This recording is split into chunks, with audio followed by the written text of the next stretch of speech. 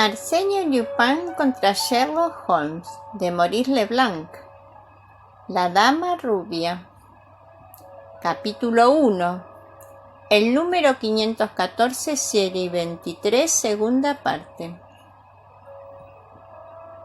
Así pues, Arsène Lupin gana la primera partida, pero lo más difícil está por hacer.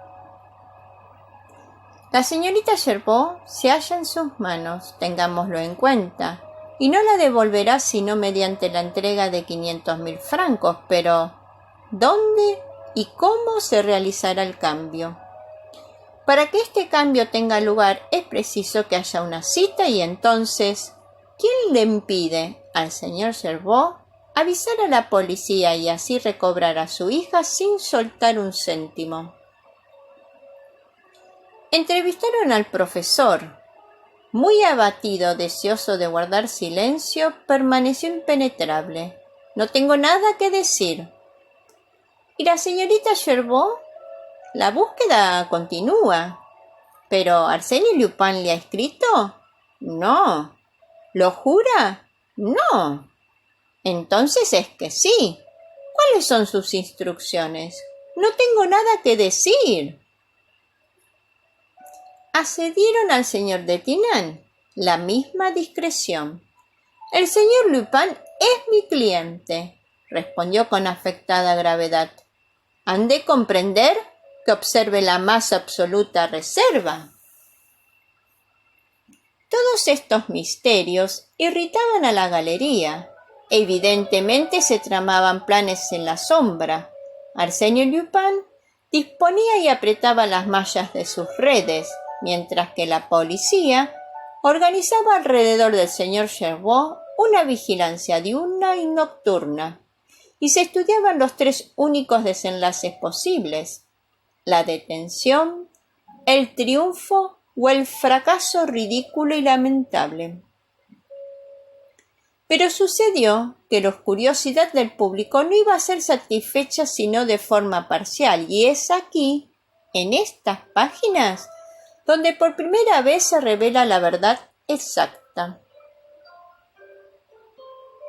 El martes 12 de marzo, el señor Gerbaud recibió, bajo sobre de apariencia vulgar, un aviso del Crédit Foncier.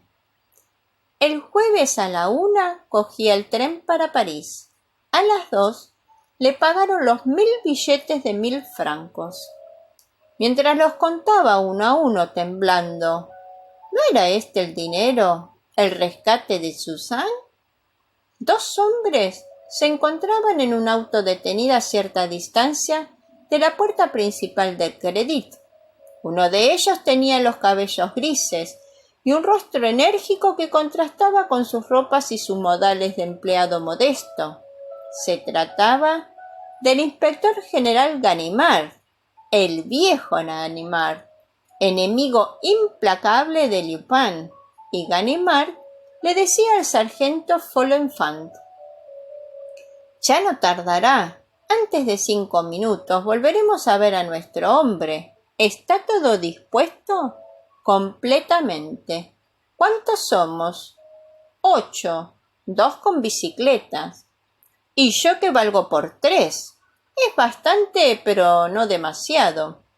Es preciso a toda costa que se nos escape ese Gerbaud, si no, adiós. Se juntará con Arsène Lupin en el lugar que hayan fijado de antemano, cambiará a la muchacha por el millón y el juego se acabó».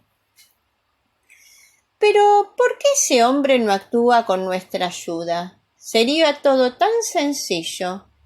Manteniéndonos en el juego se embolsaría el millón entero». «Sí, pero tiene miedo. Si intenta engañar al otro, no recuperará a su hija». «¿Qué otro?» «Él». Ganimard pronunció esta palabra con tono grave, un poco temeroso, como si hablase de un ser sobrenatural cuyas garras ya hubiera sentido. «Es bastante cómico», observó juiciosamente el sargento Folenfant, «que nos veamos reducidos a proteger a este señor contra sí mismo. Con Lupin el mundo está patas para arriba. suspiró Ganimard. Transcurrió un minuto. «¡Atención!», dijo. El señor Gerbaud salía. Al final de la calle Capuchines, tiró por un lado izquierdo de los bulevares. Se alejaba lentamente a lo largo de las tiendas, mirando los escaparates. «Demasiado tranquilo nuestro cliente», decía Ganimard. «Un individuo que lleva en el bolsillo 1.000.000 no tiene esa tranquilidad. ¿Qué puede hacer? Oh, nada, evidentemente. No importa. Desconfío. Lupin es Lupin». En ese momento, el señor Gerbaud se dirigió a un kiosco, eligió varios periódicos, los pagó, desplegó uno de ellos y con los brazos extendidos, avanzando a pasos cortos, se puso a leer. Y de repente, de un salto, se arrojó al interior de un automóvil que se hallaba aparcado al borde de la acera. El motor estaba en marcha porque el auto partió rápidamente, dobló la esquina en la Madeleine y desapareció. «¡Maldición!», blasfemó Ganimard. «¡Otro golpe de los suyos!».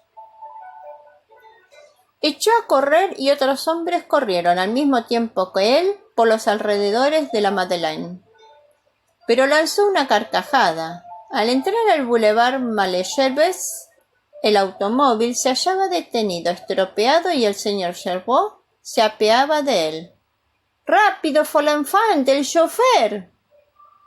Era un individuo llamado Gastón, empleado de la sociedad de automóviles de alquiler. 10 minutos antes lo había parado un señor y le había dicho que esperase con el motor en marcha junto al kiosco hasta la llegada de otro señor. «¿Y el segundo cliente?», preguntó Folenfant. «¿Qué dirección le dio?». «Ninguna. Boulevard Malesherbes, avenida de Messine, doble propia». Eso fue todo. Pero durante ese tiempo el señor Gerbaud, sin perder un minuto, había saltado del primer vehículo que pasaba. «¡Cochero, al metro de la Concorde!». El profesor salió del metro de la plaza del Palais Royal, corrió a otro coche e hizo que lo condujeran a la plaza de la Bourse. Segundo viaje en metro. Luego, en la avenida de Villiers, tercer vehículo. «¡Cochero! Calle Clapeyron, número 25». El número 25 de la calle Clapeyron está separado por el boulevard Batignolles por la casa de que hace esquina. Subió al primer piso y llamó. Un señor abrió. «¿Es aquí donde vive el abogado de Tinan?». «Soy yo». «Sin duda, ¿el señor Gerbaud?». «Exactamente». «Lo esperaba, señor». Cuando el señor Gerbaud penetró en el despacho de la abogada, el reloj marcaba las 3 de la tarde e inmediatamente dijo: «Es la hora que él me fijó, ¿no es así?». «Aún no». El señor Gerbaud se sentó, se enjugó la frente, miró su reloj como si no supiera la hora y volvió a preguntar ansiosamente: «¿Vendrá?». El abogado respondió: «Me interroga usted, señor, sobre la cosa del mundo que más curiosidad me inspira. Jamás he experimentado semejante impaciencia. En todo caso, si él viene, arriesga mucho. Esta casa está muy vigilada desde hace 15 días. Se desconfía de mí. Y de mí más aún. Así que no garantizo que los policías encargados de vigilarme hayan perdido mi rastro». «Pero entonces, no es culpa mía», exclamó enérgicamente el profesor. «Y no hay nada que reprocharme. ¿Qué prometí? Obedecer sus órdenes. Pues bien, las he obedecido ciegamente. He cobrado el dinero a la hora fijada y he venido a su casa siguiendo lo prescripto por él. Responsable de la desgracia de mi hija, he cumplido mis promesas con toda lealtad. A él le corresponde cumplir las suyas». Y añadió con la misma voz ansiosa: «Traerá a mi hija, ¿verdad?». Así lo espero. No obstante, ¿le ha visto usted? ¿Yo? Pues no. Solamente me pidió por carta que recibiera a ambos, que diera permiso a mis criados antes de las 3 de la tarde y que no admitiera a nadie en mi apartamento entre la llegada de usted y la salida de él. Si no consentía en esta proposición, me rogaba que se lo comunicara mediante 2 líneas en el Echo de París, pero me considero muy dichoso de poder hacer un favor al señor Lupin y consento en ello. El señor Gervais gimió. ¡Ay! ¿Cómo terminará todo esto? Sacó del bolsillo los billetes del banco, los puso sobre la mesa e hizo 2 paquetes con la misma cantidad. Luego se calló. De cuando en cuando el señor Gervais prestaba atención. ¿No habían llamado? A medida que transcurrían los minutos aumentaba su angustia y el señor Detinan experimentaba también una impresión casi dolorosa. En cierto momento, hasta el abogado perdió su sangre fría. Se levantó bruscamente. ¿No lo veremos? ¿Cómo quiere usted? Sería una locura de su parte. Que tenga confianza en nosotros. Pase. Somos personas honradas, incapaz de traicionarlo. Pero el peligro no está solamente aquí. Y el señor Gervais, con las 2 manos sobre los billetes, balbuceó. ¡Que venga, Dios mío, que venga! Daría todo esto para volver a tener a Suzanne. La puerta se abrió. Con la mirada bastará, señor Gervais. Alguien se hallaba en el umbral. Un hombre joven, elegantemente vestido, en quien el señor Gervais reconoció enseguida al individuo que lo abordó en las inmediaciones de la tienda de compraventa en Versalles. Dio un salto hacia él. —¿Y Suzanne? ¿Dónde está mi hija? Arsène Lupin cerró la puerta con cuidado y mientras se quitaba los guantes con el más exquisito de los ademanes, dijo al abogado: Mi querido amigo, nunca podré agradecerle bastante la buena voluntad con que ha consentido en defender mis derechos. No lo olvidaré jamás. El señor Detinan murmuró: —¿Pero no ha llamado usted? No he oído la puerta. Los timbres y las puertas son cosas que deben funcionar sin que se oigan, pero aquí estoy de todas formas, que es lo esencial. —Mi hija, mi Suzanne, ¿qué ha hecho usted con ella? —repitió el profesor. —Por Dios, señor, ¿cuánta prisa tiene usted? —dijo Lupin. Vamos, tranquilícese, solo un momento más y su hija se hallará en sus brazos. Se paseó por la estancia. Luego, con tono de gran señor que distribuye elogios, dijo: Señor Gervais, le felicito por la habilidad con la que ha actuado hace unos instantes. Si el automóvil no hubiese tenido esa avería absurda, nos hubiéramos encontrado sencillamente en la plaza de l'Étoile y se le hubiera evitado al señor Detinan la molestia de esta visita. En fin, estaría escrito. Vio los 2 montones de billetes y exclamó: ¡Ah, perfectamente! El millón está aquí. No perdamos tiempo. ¿Me permite? Pero, objetó el señor Detinan colocándose delante de la mesa, la señorita Gervais no ha llegado todavía. ¿Y qué? ¿Cómo? ¿Acaso su presencia no es indispensable? Comprendo. Arsène Lupin solo inspira una confianza relativa. Se embolsa en $500,000 y no devuelve el rehén. Ah, mi querido amigo, yo soy un gran incomprendido, porque el destino me ha obligado a realizar actos de naturaleza un poco especial. Se sospecha de mi buena fe, de mí, que soy el hombre del escrúpulo y de la delicadeza. Por otra parte, mi querido amigo, si tiene miedo, abra la ventana y llame. Hay una docena de policías en la calle. ¿Lo cree usted? Arsenio Lupin alzó un visillo. Creo que el señor Cherbourg, incapaz de despistar a Ganimard. ¿Qué le decía? Ahí tiene usted a nuestro buen hombre. ¿Es posible?, exclamó el profesor. Sin embargo, le juro que no me ha traicionado. Claro que no. Pero los policías son astutos. Mire, ahí veo a Follefant, a Grummond, a Dissy, a todos mis buenos amigos. El señor Detinan le miraba sorprendido. ¡Qué tranquilidad!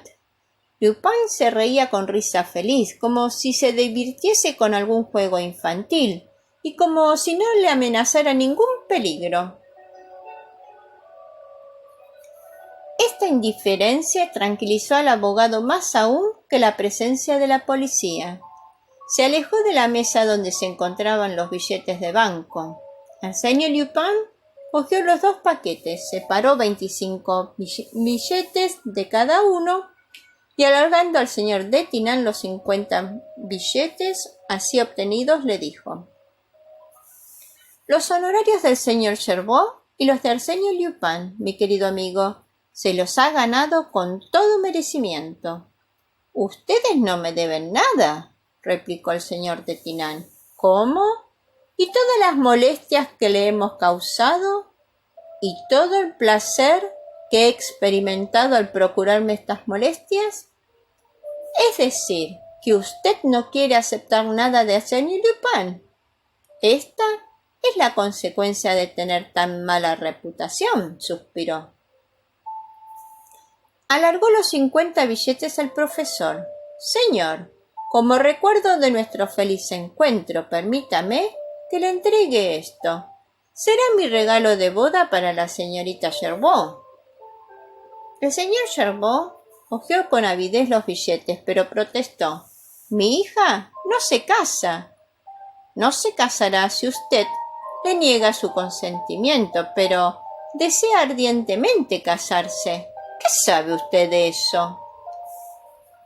«Sé que los jóvenes tienen con frecuencia sueños sin autorización de sus padres. Afortunadamente, existen genios buenos que se llaman Arsenio Lupin y que en el fondo de los secretaires descubren los secretos de esas encantadoras almas».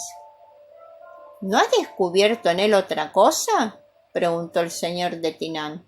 «Confieso que siento curiosidad por saber por qué ese mueble tiene tanto interés para usted».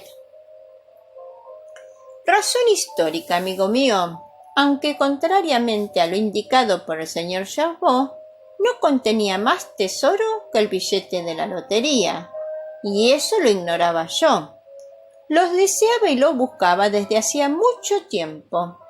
Ese secretaire de madera de tejo y caoba, decorado con capiteles de hojas de encanto, fue encontrado en la discreta casita que habitaba en Boulogne-Marie-Walewska y lleva en sus gavetas la inscripción: «Dedicado a Napoleón I, emperador de los franceses, por su muy fiel servidor Mandon».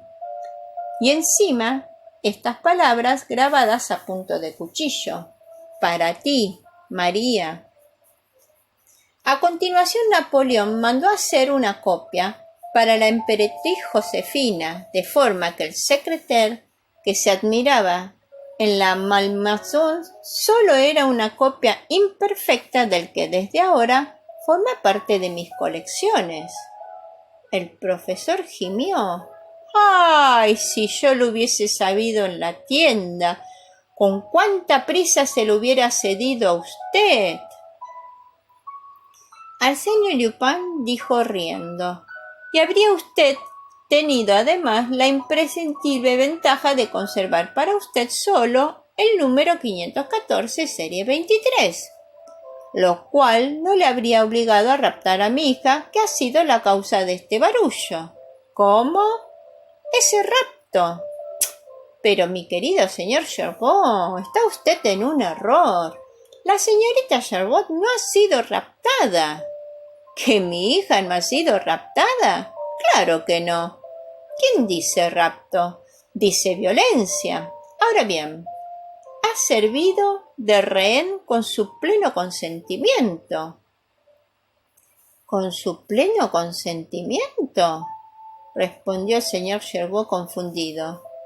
Y casi a petición suya, ¿acaso?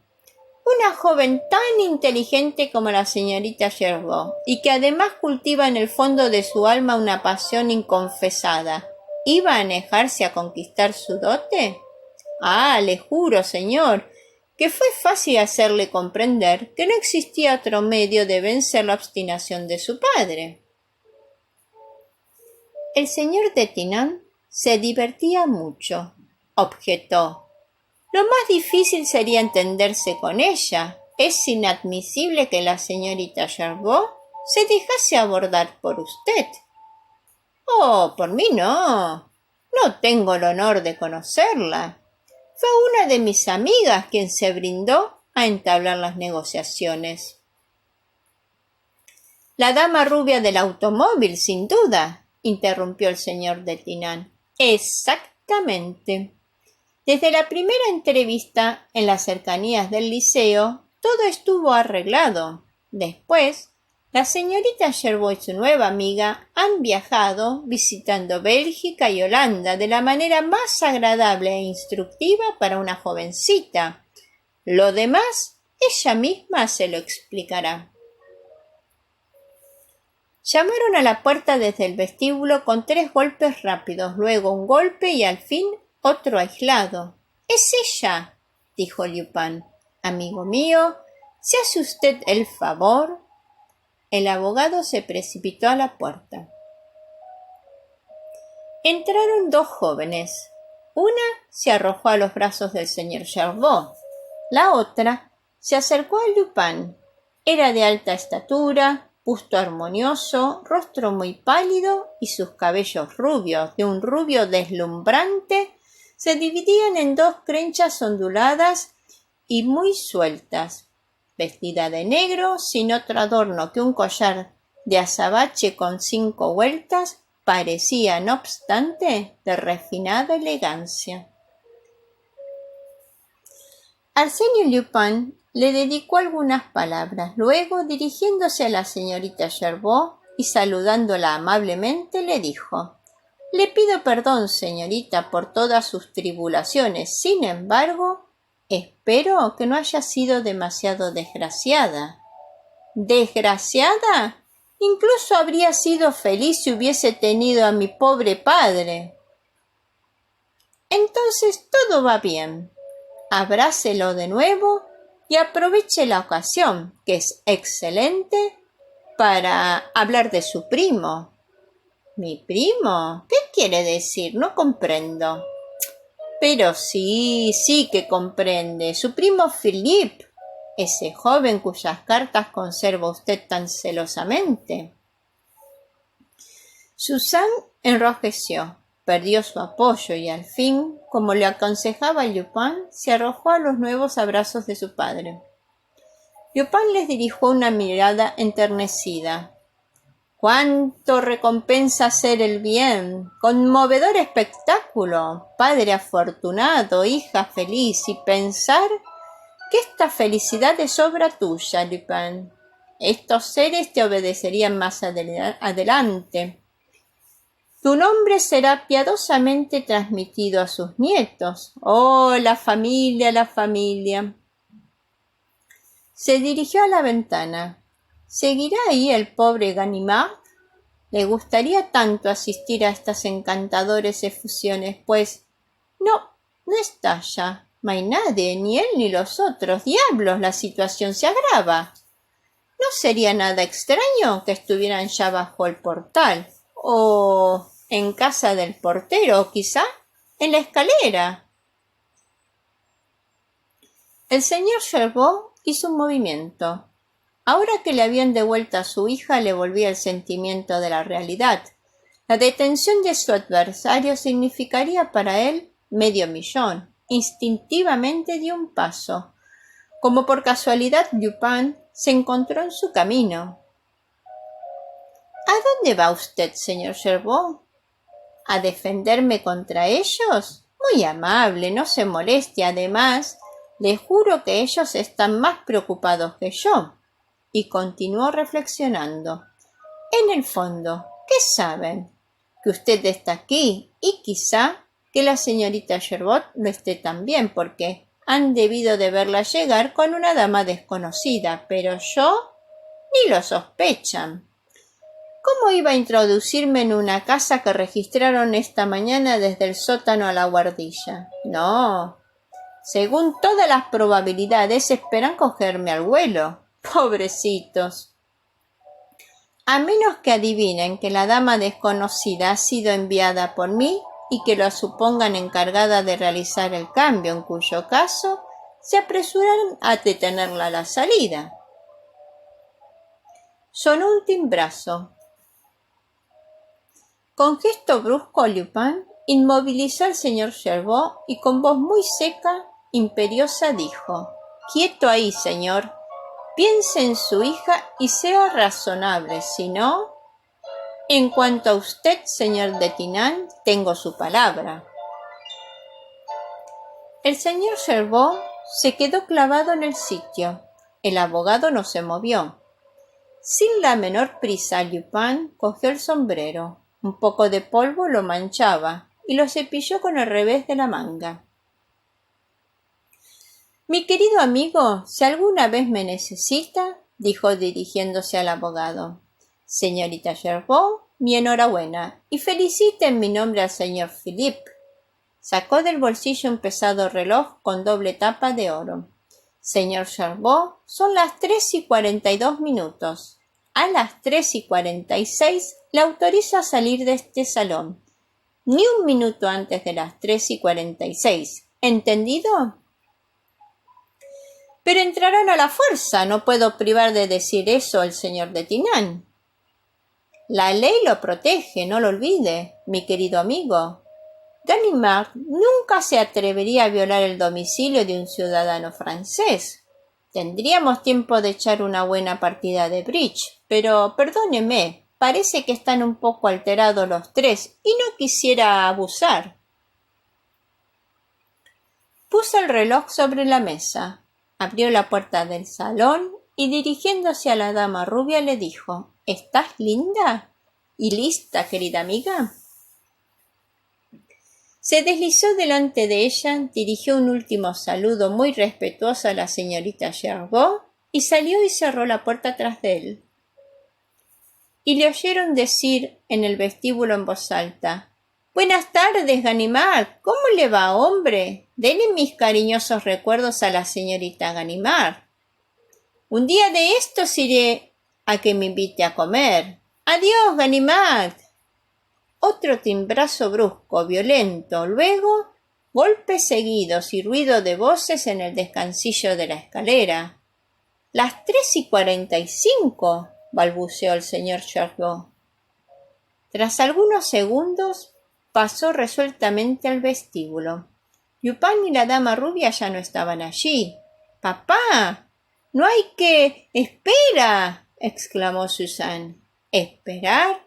Tú estás loca. Contemplaciones con semejante truán. ¿Y el $500,000? Abrió. Ganimard se precipitó dentro. «¿En dónde está esa dama y Lupin? ¡Allí, allí!».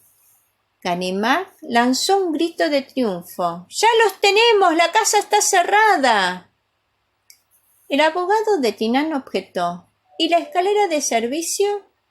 «La escalera de servicio desemboca en el patio, y no hay más que una salida, la puerta principal, y la vigilan 10 hombres. Pero él no entró por la puerta principal, ni se irá por ella». «¿Por dónde entonces?», preguntó Ganimard. «¿A través del aire?». Descorrió una cortina.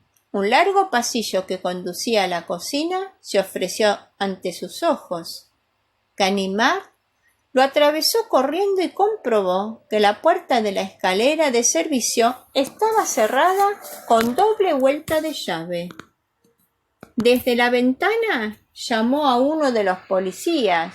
—¿Nadie? —Nadie. —Entonces está en el piso —gritó—. Están escondidos en alguna de las habitaciones.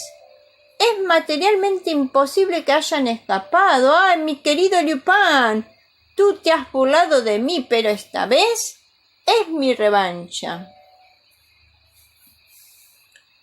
A las 7 de la tarde, el señor Dudouis, jefe de la Sûreté, extrañado de no recibir noticias, se presentó en la calle Clapeyron, interrogó a los policías que vigilaban el inmueble y luego subió al piso del señor Detinan, el cual condujo a su dormitorio.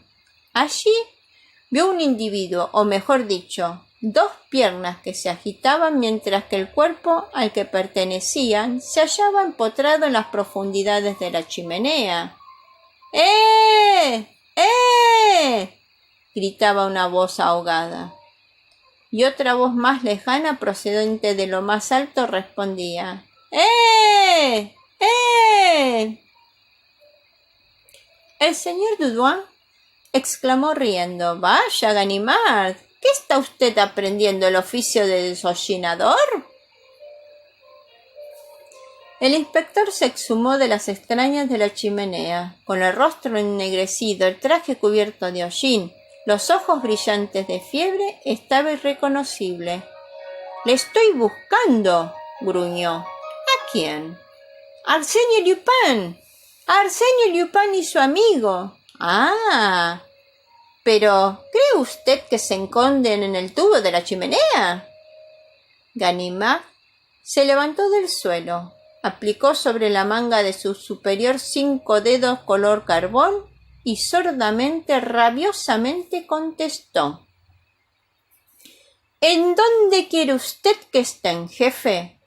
Tienen que estar en alguna parte. Son seres como usted y yo, de carne y hueso, y no se volatilizan. —No, pero se van de todas formas. —¿Por dónde? ¿Por dónde? La casa está rodeada. Hay policías en el tejado. ¿Y la casa de al lado? No hay comunicación con ella. ¿Y los apartamentos de los otros pisos? Conozco a todos los inquilinos, no han visto a nadie, no han oído a nadie. ¿Está usted seguro de conocerlos a todos?